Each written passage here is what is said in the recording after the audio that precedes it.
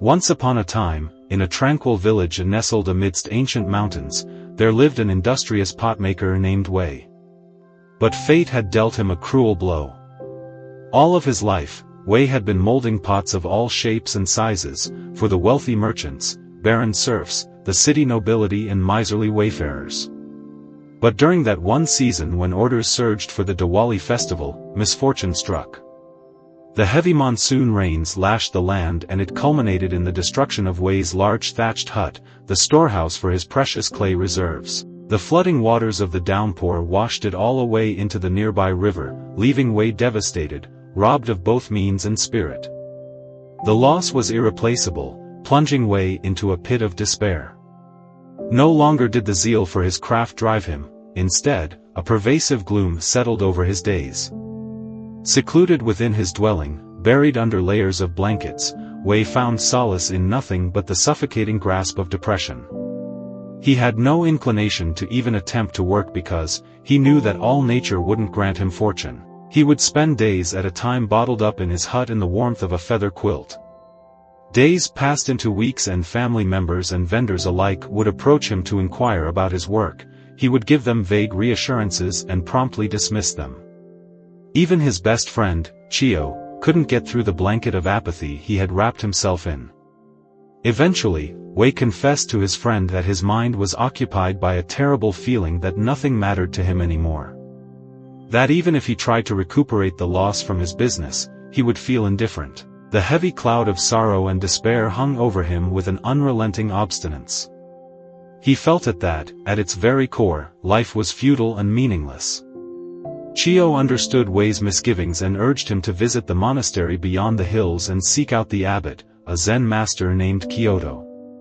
At Chio's insistence, Wei finally acquiesced and made the arduous, day-long journey across the hills.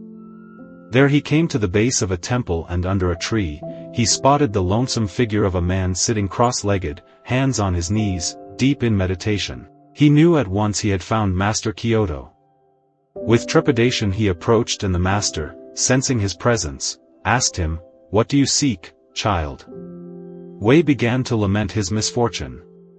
"Master, my life is bridled with misfortune and I can't deal with it. I am lost in the abyss of my thoughts, unable to find my way out.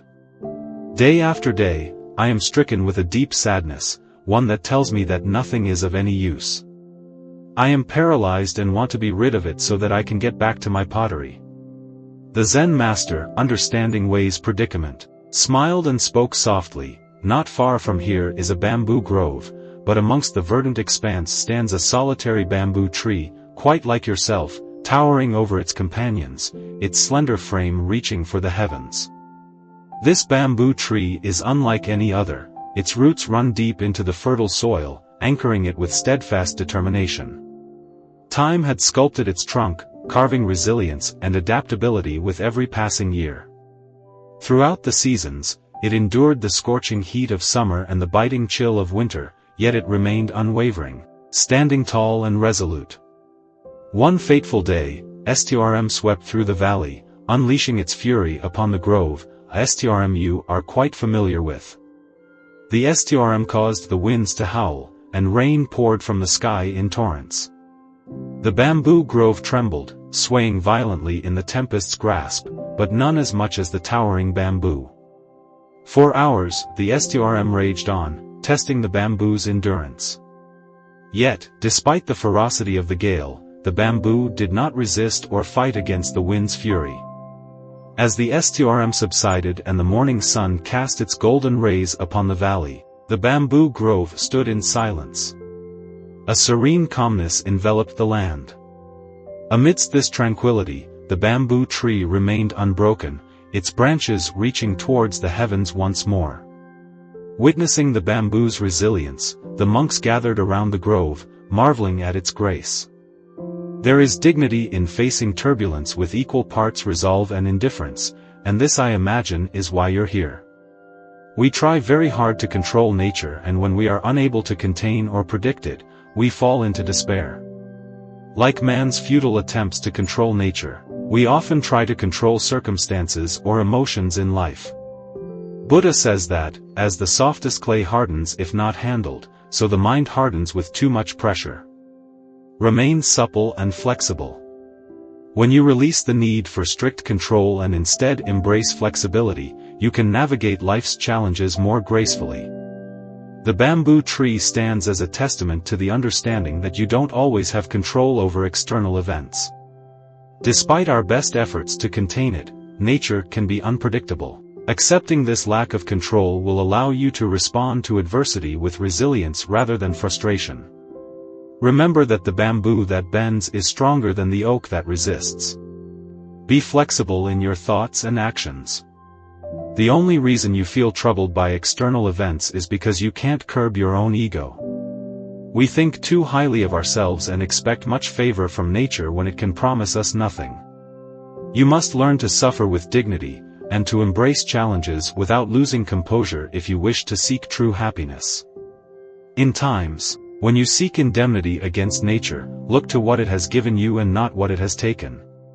Only when you understand what you have will you understand the favors cast upon you. Gratitude is the surest way to never give in to despair. Be grateful for every moment in your life. Good or bad, each has a lesson. Wei pondered Master Kyoto's teachings on his trek back home. He realized that he had been the unwitting victim of his imagination, and that the misfortune that had struck him was greatly exaggerated in his mind. It was in fact his ego keeping him from getting to his work, not the fate that befell him. He realized that even if he lost his clay, he still had his skill as a craftsman, his reputation in the markets and, most importantly, the companionship of Chiyo. He made his way to his hut and began gathering silt from the river to begin his work from scratch.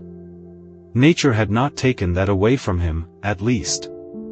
Embrace the concept of flexibility in dealing with emotions. Understand that emotions, including sadness, are transient. Like the bamboo bending in the wind, allow yourself to experience emotions without getting stuck in them, knowing that they will eventually pass.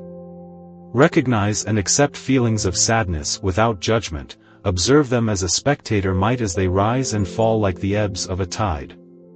Do not let a conflated sense of self make you pity your own circumstances. Nature has not put anything so high that it is outside that grasp of valor and industry, even if it means rebuilding your life from scratch.